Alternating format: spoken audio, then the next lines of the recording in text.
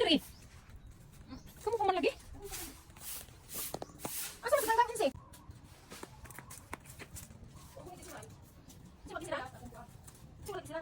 Sila ko siguro pero na ay ko yung sulod.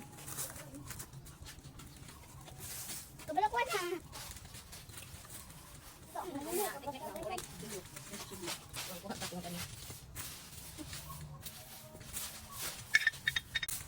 Ano pa siya? Ano pa siya?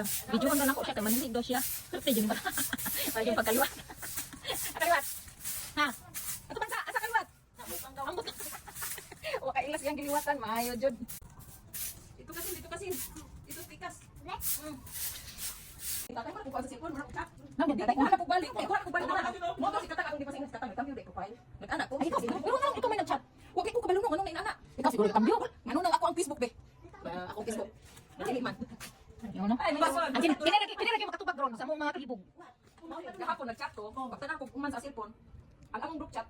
Pagbutan ko si tunaw ni tatay, di akong balik ang cellphone tanaw. Naw yung tatay, akong gipasingan kini. Kami ang profile. Pero di wala man di ay. Pani pero naw na gani sa among profile sa mga ganyo plan. Karon kagubot kay meno kay nakuyawan bus ana kanina. Kay naminto na sila pagtanaw niya sa group chat nga. Sabi naw naw unta. Pero si mamay ang chat. Mamay ang chat naw ni tatay.